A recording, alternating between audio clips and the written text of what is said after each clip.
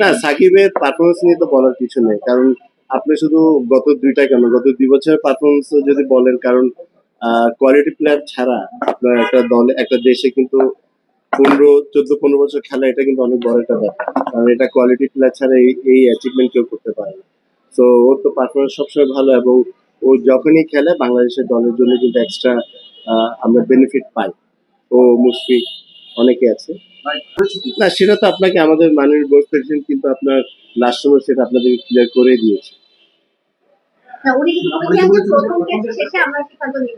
হ্যাঁ, বাট আইনি কোনো নোটিশ পাওয়ার পর উনি বলেছেন, বাট এখন পর্যন্ত আমি জানার মতো কোনো আইনি কোনো কিছু বিসিবিতে এখনো পাইনি। এটা পেলে তারপরে হয়তো বা আমরা সবাই বসে এটা নেক্সট সিদ্ধান্তটা নেব। এটা তো এখনো তো সে খেলছে, এখন তো মনে করেন আমি চাই মনে করেন যে প্লেয়ারই খেলুক, ভালো খেলুক, বাট ওটা তো এখন আমি কিছু বলতে পারছি না। এটা তো অ্যাবসলিউটলি ওর ডিসিশন, ও খেলবে না ও বোর্ডে আসবে। আমার মনে বিশ্বকাপে আপনি দেখছিলেন, আপনি একটু কমিটিতে ছিলেন, এই বিশ্বকাপের কার্যক্রমে কাজ করেছিলেন, সেই কমিটিতে সিরাজ ভাইও ছিল, আপনার একটা রিপোর্টও দিয়েছিলেন আমাদের, খুব ভালো রিপোর্ট। সেই রিপোর্ট নিয়ে অনেক কথাবার্তা ছিল, সে সময় প্রকাশ করা হয়নি। কোনো বোর্ড ডিরেক্টরকে অনেক পত্রিকা আসছিল যে বোর্ড ডিরেক্টরকে আপনারা মেনশন করেছেন, কারো নাম হয়তো না, যে তাদের হস্তক্ষেপ অনেক কিছু ছিল, এরকম কি আদৌ ছিল? আগামী এখন আপনি কি ওটা পড়েছেন যে আমরা বলেছি যে হস্তক্ষেপ ছিল? আমরা শুনেছিলাম। আসলে যে জিনিসটা আমরা যেটা পেয়েছি সেটা আমরা বোর্ডকে দিয়েছি, এবং বোর্ড যেটা সিদ্ধান্ত নেবে সেটাই হয়েছে।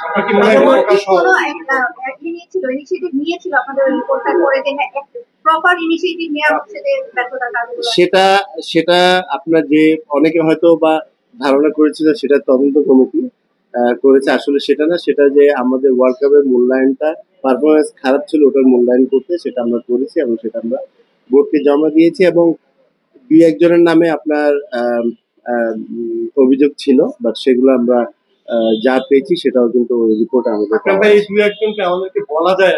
এটা বোর্ড যদি সিদ্ধান্ত নেয়, যেহেতু এখন নতুন বোর্ড আসছে, বোর্ড যদি সিদ্ধান্ত নেয় তাহলে অবশ্যই সেটা আপনার পেয়ে যাবেন। আপনি যারা মনে করেন যে ওই রিপোর্টটা মানে জনসম্মুখে আসা উচিত?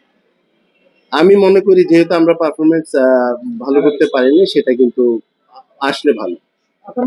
না, ওটা তো এখন আমরা বলেছি আমি শুরুতে যে এখনো কিন্তু আমরা কোনো সিদ্ধান্ত যেতে পারিনি, যেহেতু আমরা কোনো কিছু পাইনি, বাট আমার মনে হয় যে কিছুদিনের মধ্যে আপনারা সব আপনাদের ব্যাপারটা ক্লিয়ার হয়ে যাবে। Thank you.